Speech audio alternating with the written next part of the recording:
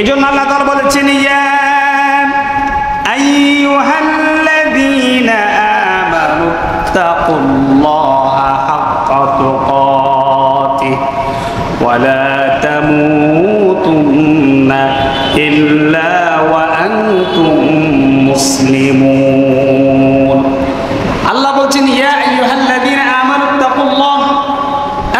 তাকুল্লাহা হাক্কা তুকাতিহি, ও ঈমানদাররা, ও মুমিন বান্দা বান্দীরা, আল্লাহ তাআলাকে ভয় করো ভয় করার মতো। ওয়ালা তামুতুন্না ইল্লা ওয়া আনতুম মুসলিমুন। মনে রাখবা বান্দা, তুমি মুসলমান না হইয়া পরিপূর্ণ আল্লাহর বিধান না মাইনা কবর আসিও না। আপনি নামাজ পড়েন না, শুধু জুমার নামাজ পড়েন, জুমা পড়েন না, বছরে শুধু ঈদের নামাজ পড়েন। আপনি নামাজ পড়েন, 5 ওয়াক্ত নামাজ পড়েন, হজ করেন, কোরআন তেলাওয়াত করেন, তাহাজ্জুদ করেন, তাসবিহ তাহলিল সব ঠিক আছে, আবার সুদও খান, আছে না? তাহলে আপনি তাকওয়া বল মুত্তাকি হতে পারলেন না, আল্লাহকে ভয় করলেন না।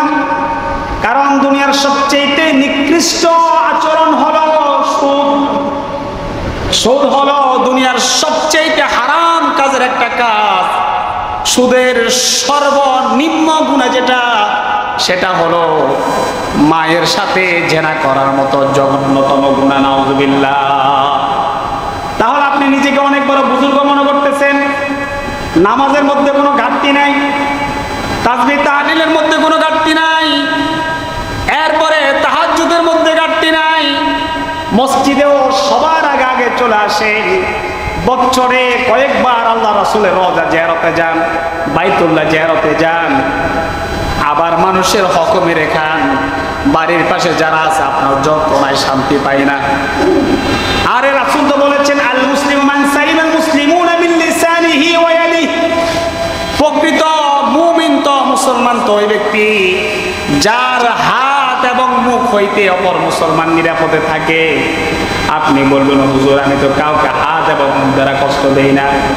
হাত এবং মুখ দ্বারা কষ্ট দেন না, অনেকে আছে চোখের ইশারাতে মানুষকে কষ্ট দেয়, দেয় কি দেয় না? আল্লাহ বলছেন ইয়ালামু খাইনাতাল আ'য়ুনি ওয়া মা তুখফিস সুদূর। বান্দা, তুমি মনে করো আমি কিছু বুঝি না, তুমি প্ল্যান প্রোগ্রাম করেছ, কারো ক্ষতি করবার চোখের ইশারা দিয়ে দিছ, চোখের ইশারায় বলে দিছ যাও কাজেটা করে চলে আসো। বান্দা, তুমি মনে করছ কেউ জানে না। বান্দা, পৃথিবীর কেউ তোমাকে দেখে না, তুমি অন্তরের ভিতরে কি লুকাও। ইয়ালামু খাইনাতাল আ'য়ুন, চোখ দ্বারা তুমি কি খেয়ানত করো। ওয়া মা তুখফিস সুদূর, অন্তরের ভিতরে কি লুকায় রাখো বান্দা, কেউ জানে না, আমি রব্বুল আলামিন সব জানি। আয়াতুল কুরসির ভিতরে আল্লাহ বলেছেন ইয়ালামু মা বাইনা আইদিহিম ওয়া মা খালফাহুম। বান্দা, তুমি তোমার সামনে কি হয় আর পেছনে কি হয় কেউ জানে না। বান্দা, আমি রব্বে কারীম সবকিছু জানি, জানে না? কথা বলেন জানি কিনা?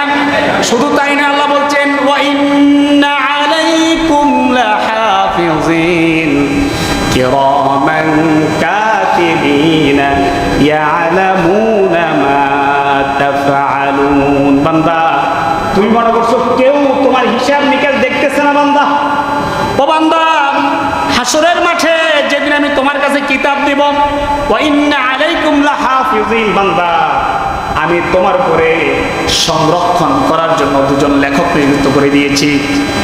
তারা হলেন কিরামান কাতিবিন, সম্মানিত দুজন লেখক। ইয়ালামুনা মা তাফআলুন, বান্দা, তুমি যাই করো ওই লেখকগণ সবকিছু জানেন। কেমন জানেন? আল্লাহ বলছেন মা ইয়ালফিদু মিন কওলিন ইল্লা লাদাইহি রাকীবুন আতীদ। কথা বলা যাবে না ভাই, এটা কিন্তু শুরু থেকে আমার বলা। আপনাদের কোনো আলোচনা থাকলে আপনি এক সাইডে চলে যাবেন। মা, আল্লাহ বলছেন মা ইয়ালফিদু মিন কওলিন إلا لديه رقيب عتيد বান্দা কি করো কি বলো সবকিছুই তোমার একেবারে নিকট থেকে আল্লাহ তাআলা ফেরেশতাদের মাধ্যমে সবকিছু রিজার্ভের মধ্যে রেখে দিচ্ছে, সব রেখে দিচ্ছে। কেমন রিজার্ভ করবেন, কেমন সংরক্ষণ করবেন? হাসরের মাঠে আপনি মনে করেন কেউ জানে না, ঘরের দরজা বন্ধ করে আপনি এমন ছোট গুনাহ করলেন অথবা জনসম্মুখে বড় গুনাহ করলেন। হাসরের মাঠে যেদিন আপনি দুনিয়াতে যেটা কল্পনা করেন না, আল্লাহ বলছেন ফামাইয়ামাল মিসকালা যাররাতিন শাররান ইয়ারা ওয়া ফামাইয়ামাল মিসকালা যাররাতিন খায়রান ইয়ারা ওয়া মাইয়ামাল মিসকালা যাররাতিন শাররান ইয়ারা। বান্দা তুমি যেটা কল্পনা করো নাই, আমি রব্বে কারীম হাসরের মাঠে কোনো পরিমাণ যদি তুমি ভালো কাজ করে থাকো, আমি রব্বে কারীম সেটা তোমাকে দেখাইয়া দিব। সুবহানাল্লাহ। আর যদি তুমি অনুপরিমাণ খারাপ কাজ করো, বান্দা তোমার সেই অনুপরিমাণ খারাপ কাজ আমি রব্বে কারীম তোমাকে সেই হাসরের মাঠে দেখাইয়া দেব। এজন্য প্রিয় ভাইরা আমার, এই দুনিয়ার চলাফেরা অনেক সময় অহংকার করে অনেক কাজ করে ফেলি। কি হয়েছে, সমাজে আবার আমার উপরে কে আছে, কে আমাকে আবার বাধা দেওয়ার আছে? আল্লাহ বললেন বান্দা না না না, সমাজের মধ্যে স্বাভাবিকভাবে জীবনযাপন করো, অহংকার করো না। কখন তোমার পতন হয়ে যায়, কখন তুমি দিন থেকে পদস্খলিত হয়ে যাও, কখন তুমি জাহান্নামী হয়ে যাও তুমি নিজেও জানো না। মেরাজের 14টা শিক্ষার মধ্যে এটা একটা শিক্ষা। আল্লাহ তাআলা বলেছেন ওয়ালা তামশি ফিল আরদি মারহা ইন্নাকা লান তাখরিকাল আরদা ওয়া লান তাবলুগাল জিবালা তুলা। আল্লাহ বলেন বান্দা এই দুনিয়ার মধ্যে অহংকার করে দাম্ভিকতা করে চলাফেরা করো না। মানুষ বেশিরভাগ অন্যায় অহংকার করে করে করে কিনা কথা বলে না, অহংকার করে অনেক বড় বড় অন্যায় করে ফেলেন। আরে সমাজের মধ্যে আমার চাইতে বড় দাপটওয়ালা কে, আমি যেটা বলবো সেটাই হওয়া লাগবে, আমি যেই কাজের কথা বলবো ওইটাই হওয়া লাগবে। কিসের আবার মসজিদের সভাপতি, কিসের আবার মসজিদের খতিব, কিসের আবার বাজারের মুরব্বী, আমার উপর আবার মুরব্বী কি আছে, আছে না? এই যে সমাজের মধ্যে যে অকারেন্সগুলা, গতকালকে নেটের মধ্যে দেখলাম গাজীপুরে একটা ছেলেকে সাংবাদিক সম্ভবত নৃশংসভাবে, সম্ভবত কেউ বলেছে হত্যা করেছে, কেউ বলেছে আহত করেছে। যেই করো প্রিয় ভাইরা আমার, আমরা অনেক সময় দেখি সাধারণ কারণে নিজের রাগ, নিজের ক্রোধকে দমন করতে না পেরে বিভিন্ন অপরাধে আমরা নিয়োজিত হয়ে যাই না? রাগ নিয়ন্ত্রণ করতে পারি না। আপনাকে মনে করতে হবে যারা মুত্তাকি, যারা তাকওয়াবান, এদের বেশিরভাগ রাগ নিয়ন্ত্রণ থাকে, এরা বেশিরভাগ মানুষকে ক্ষমা করে দেয়। কারণ বুজুর্গ যারা, আল্লাহর বলি যারা, নবী রাসূল যারা, রাগ নিয়ন্ত্রণ করা, মানুষকে ক্ষমা করে দেওয়া হলো নবী রাসূলদের সুন্নাহ। কুরআনুল কারীম আল্লাহ তাআলা রাগ নিয়ন্ত্রণের কথা বলেছেন। আল্লাহ বলেছেন ওয়াল কাযিমিনাল গায়যা ওয়াল আফিনা আনিন নাস ওয়াল্লাহু ইউহিব্বুল মুহসিনিন। আল্লাহ বলেছেন ওয়াল কাযিমিনাল গায়যা, যারা নিজের রাগ নিয়ন্ত্রণ করে, ক্রোধকে নিয়ন্ত্রণ করে, ওয়াল আফিনা আনিন নাস, এবং মানুষদেরকে ক্ষমা করে দেয়। আফিনা আনিন নাস, মুফাসসিরিনে কেরাম বলেছেন কোন শব্দের ব্যাখ্যা দেওয়া আজকের জন্য আমার জন্য এটা সমীচীন না। কারণ শব্দের হাজার ব্যাখ্যা দেওয়ালা ব্যক্তি আমার সামনে আজকে বসে আছে, এজন্য কোন শব্দের ব্যাখ্যা এটা বলতে আমার ভয় লাগে অনেক সময়।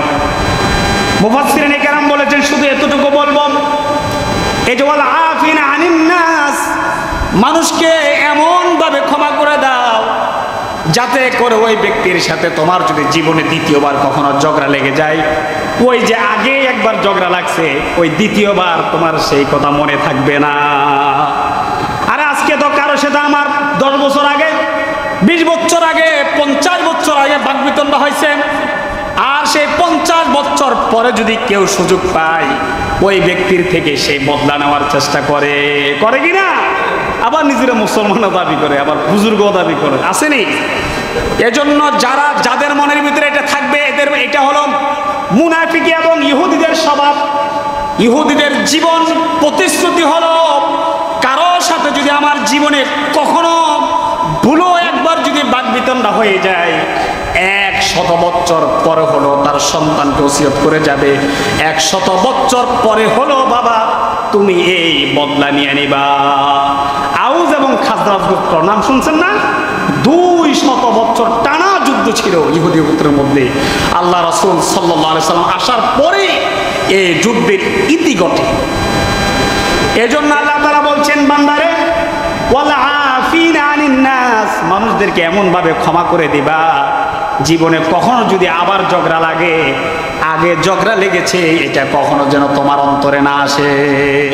আল্লাহ বলছেন ওয়াল্লাহু ইউহিব্বুল মুহসিনিন, যারা এই ধরনের জীবন গঠন করতে পারবে আল্লাহ বলছেন এরা হলো মুহসিনিন, সচ্চরিত্রবান। সুবহানাল্লাহ। এজন্য প্রিয় ভাইয়েরা আমার, আল্লাহ তাআলা বলছেন বান্দারে তুমি প্রকৃত মুমিন না হয়ে মৃত্যুবরণ করো না, প্রকৃত মুমিন হওয়া লাগবে। এজন্য আল্লাহ সূরা নিসার একেবারে শুরুতেই বলেছেন, ইয়া আইয়ুহান নাসুত্তাকু রাব্বাকুমুল্লাযী খালাকাকুম মিন নাফসিন ওয়াহিদা ওয়া খালাকা মিনহা যাওজাহা ওয়া বাথা মিনহুমা রিজালান কাসীরান ওয়া নিসা واتقوا الله الذي تساءلون به والأرحام إن الله كان عليكم رقيبا। الله رب العالمين বলেন বান্দারে, ইয়া আইয়ুহান নাসু তাকু রাব্বাকুমুল্লাযী খালাকাকুম মিন নাফসিন ওয়াহিদা, ও আল্লাহ তাআলাকে ভয় করো ও মানুষ, ও আল্লাহকে ভয় করো যিনি তোমাদেরকে একটা মাত্র আত্মা থেকে সৃষ্টি করেছেন, তার থেকে তার স্ত্রীকে সৃষ্টি করেছেন, তাদের দুজন থেকে অসংখ্য নারী পুরুষ আল্লাহ তাআলা সৃষ্টি করেছেন। এজন্যই আল্লাহ তাআলাকে ভয় করবা, কারণ আমরা অনেক সময় ক্ষমতাশীল ব্যক্তির কাছে গিয়ে আল্লাহকে বলে যাই, ক্ষমতাশীল ব্যক্তিকে প্রাধান্য বেশি দেই, অথচ আল্লাহ তাআলা বলছেন তাবারাকাল্লাযী বিয়াদিহিল মুলকু ওয়া হুয়া আলা কুল্লি শাইইন কাদির। আল্লাহ বলছেন তাবারাকাল্লাযী বিয়াদিহিল মুলক, সমস্ত ক্ষমতা, সমস্ত রাজত্ব, সমস্ত পাওয়ার একমাত্র ওই মালিকের হাতে, যিনি হলেন তামাম জগতের সৃষ্টিকর্তা। সুবহানাল্লাহ। যিনি কে? লিল্লাহি মা ফিস সামাওয়াতি ওয়া মা ফিল আরদ, আসমান জমিনের যত রাজত্ব আছে, যত মালিকানা আছে, এগুলো একমাত্র কে মালিক? জোরে বলেন কে মালিক? আরে নিয়ে আপনি হয়তো বলবেন এটা তো আমি মালিক, এই জমির মালিক আমি, এই দোকানের মালিক আমি। না না না, মূলত আপনি কিছুরই মালিক না। যে দোকানের মালিক আজকে আমি, আপনি একদিন এই দোকানের মালিক আপনি ছিলেন না, আরেকজন ছিল না? আপনার বাবা ছিল, আরে একদিন তো আপনার বাবা ছিল না, আপনার দাদা ছিল, একদিন আপনার দাদা ছিল না, তার আগে কেউ ছিল, একদিন তার আগে কেউ ছিল না, এই জায়গাগুলো সাগর ছিল না? তো তাহলে কেউ তো মালিক না। আজকে যে মালিকানা পেয়েছেন এটা আল্লাহ তাআলা আপনাকে সাময়িকভাবে মালিকানা দিয়েছেন, বান্দা এই মালিকানা দিয়েছি তোমাকে, তুমি কি এই দুনিয়াতে আমি আল্লাহ তাআলা তোমাকে যে একটা পাওয়ার দিলাম, মালিকানা দিলাম, সম্পদ দিলাম, এটাও আপনার জন্য একটা রাজত্ব পাওয়ার। বান্দা তোমাকে আমি 10 জনের উপরে পাওয়ার দিলাম, 20 জনের উপরে পাওয়ার দিলাম, 100 জনের উপরে পাওয়ার দিলাম, সম্মান দিলাম, সমাজের উপরে সম্মান দিলাম, ইউনিয়নের উপরে সম্মান দিলাম, দেশের উপরে সম্মান দিলাম। সম্মান পেয়ে বান্দা তুমি আমি রব্বে কারীমের জন্য কতটুকু করেছো একদিন জবাব দেওয়া লাগবে। এজন্য প্রিয় ভাইরা আমার, আল্লাহ তাআলা বলছেন বান্দারে ক্ষমতা দেখায়ও না, ক্ষমতাশীল ব্যক্তির কাছে, অন্যায়ের কাছে মাথা নত করো না, কারণ ক্ষমতা হলো আমি রবের জন্য। তাবারাকাল্লাযী বিয়াদিহিল মুলকু ওয়া হুয়া আলা কুল্লি শাইইন কাদির, যিনি সমস্ত ক্ষমতার উপরে যার ক্ষমতা, সুবহানাল্লাহ। প্রিয় ভাইরা আমার, এজন্য আল্লাহ রাব্বুল আলামিন, আপনি দুনিয়াতে নামাজ পড়েন না, নিজেকে তাকওয়া বুজুর্গ মনে করেন, অনেকে বলেও ফেলে যে নামাজ না পড়লে কি আছে, আমাদের অনেক বন্ধু বান্ধব আছে, রাজনীতি করে, পাওয়ার আছে, ক্ষমতা আছে। আমার যখন চাকরি চলে গেল, অনেক বড় বড় ব্যক্তিরা আমার জন্য গালিগালাজ শোনা লাগলো, আরে এই যে উপর থেকে তোমাদেরকে নির্দেশ দিলাম, এখনো পর্যন্ত এই কাজটা সাকসেসফুল করতে পারো নাই। কিন্তু সবাই আমি দোয়া করি, রাজনীতিবিদদের মধ্যে ভালো মানুষ আছে, খারাপ মানুষ আছে, তো যারা আমার কাছে আসছে বসে বলে দিচ্ছে যে অমুকের কাছে গিয়া গালিগালাজ করে আসবা, এই আচরণ করে আসবা, তোমরা কিসের আমার কর্মী হয়েছে যে কিছু করতে পারো না এই লোকের। তো আমি আলহামদুলিল্লাহ সরকার পতনের পর অনেকে চাইছে তাদেরকে লাঞ্ছিত করতে আমার মাধ্যমে, মানে আমার সাথে খারাপ আচরণ করছে। আমি বলছি না, আমার চাকরি যাওয়ার পরে কোনো মানুষ আমার সাথে খারাপ আচরণ করে নাই, শুধু মসজিদ কর্তৃপক্ষ বলে দিচ্ছে যদিও এই লোকের চাকরি না খান তো আপনাদের খবর আছে, বান্দরবন ফাটাই দেওয়া হবে। অথবা যিনি ইউনিয়ন ওয়ার্ড প্রতিনিধি ছিলেন তাকে বলা হয়েছে যে ইমাম সাহেবের কিছু করতে না করলে তোমারও বান্ধে নিয়ে এসে পিটাই দেবো। তো উনি আমার কিছু বলে না, শুধু এতটুকু বলছে যে হুজুর আপনি সম্মানের সাথে চলে যান, আমার উপরে খুব বিপদ আসতেছে। তারপরও ভদ্র আচরণ করছে, তো এরা কি দোয়া পাওয়ার যোগ্য না? আপনি এই জন্য খারাপের ভিতরেও ভালো থাকে, খারাপের ভিতরে ভালো থাকে না, অবশ্যই থাকে। গত জুমাতে আলোচনা করছিলাম না, সব খারাপ। হাবিব ইবনে নাজ্জার একজন কাঠমিস্ত্রি অথবা একজন সেলাই মেশিন, সেলাই কাজ করতো, সে একজনই পুরা সমাজের মধ্যে বলছে আমি একাই নবীদেরকে সম্মান করে যাব, সাপোর্ট দিয়ে যাবো, বলছি কিনা? এজন্য আমরা কার কাছে মাথা নত করবো? আল্লাহর কাছে। জালিম একদিন মৃত্যুবরণ করা লাগবে, আবার মুমিন একদিন মৃত্যুবরণ করা লাগবে। জালিমকেও আল্লাহর কাঠগড়ায় দাঁড়াতে হবে, অর্থাৎ যে ব্যক্তি আল্লাহকে ভয় করে সেও আল্লাহর কাছে যাবে, যে আল্লাহকে ভয় করে না সেও কোথায় যাবে? আল্লাহর কাছে যাবে। সেদিন সব প্রকাশ হয়ে যাবে। সেদিন আল্লাহ যখন ঘোষণা করবে, কি করবে? আল্লাহ যখন বলবে ওয়ামতাজুল ইয়াউমা আইয়ুহাল মুজরিমুন, আজকের এই দিনে অপরাধীরা পৃথক হয়ে যাও, পৃথক হয়ে যাও। তো যারা অন্যায় করেছে এরা পৃথক হইতে চাইবে না, কিন্তু আল্লাহর নির্দেশ সেদিন অমান্য করা কারো পক্ষেই সম্ভব হবে না, যে কোনোভাবে পৃথক হয়ে যাওয়া লাগবে। এই জন্য প্রিয় ভাইরা আমার, আমরা আল্লাহকে পরিপূর্ণ ভয় করবো তো ইনশাআল্লাহ। হযরত আদম আলা নবিয়িনা, আমাদের আদি পিতা আদম আলাইহিস সালাতু ওয়াস সালাম, তিনি সামান্য একটু ভুল করেছেন, যে ভুলের কারণে তিনি, আমাকে আপনারা 2 মিনিট আগে সিগন্যাল দিলে আমি আলোচনা বন্ধ করে দিব। আমাদের পিতা আদম আলাইহিস সালাতু ওয়াস সালাম, তিনি সামান্য, আপনারা জানেন আদম আলাইহিস সালাতু ওয়াস সালামকে আল্লাহ তাআলা নির্দেশ দিয়েছেন, আদম ওয়ালা তাকরাবা হাযিহিশ শাজারাতা ফাতাকুনা মিনাল যালিমিন, আদম এই গাছের নিকট যাবা না, যদি এই গাছের নিকট যাও তাহলে তুমি জালিম হয়ে যাইবা। শয়তানের ওয়াসওয়াসা যে কোনোভাবে তিনি গাছের নিকট গেলেন, ফল খেলেন। আল্লাহ তাআলা দ্বিতীয় নির্দেশ জারি হয়ে গেল। আল্লাহ তাআলা বললেন কুলনা হাবিতু মিনহা জামিআ ফাইম্মা ইয়াতিয়ান্নাকুম মিন্নি হুদান ফামান তাবিআ হুদায়া ফালা খাউফুন আলাইহিম ওয়ালা হুম ইয়াহজানুন। আল্লাহ বলেন সবাই একসাথে নেমে যাও। জমা ব্যবহার করা হয়েছে।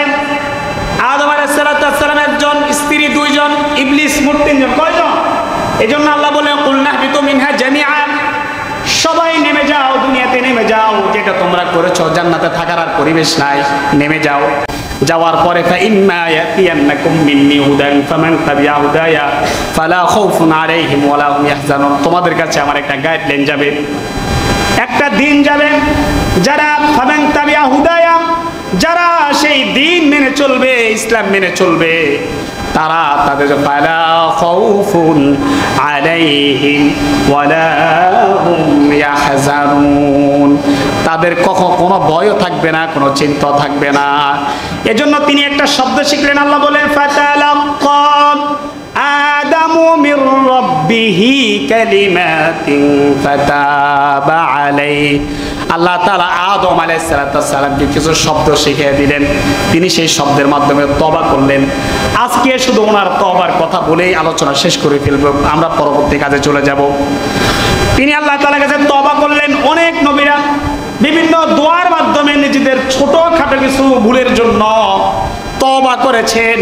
অপরাধ তো নয়, কোন নবী রাসূল জীবনে কোনো অন্যায় করে নাই, ভুল করেছেন, সেই ভুলের জন্য সারা জীবন কান্নাকাটি করেছেন।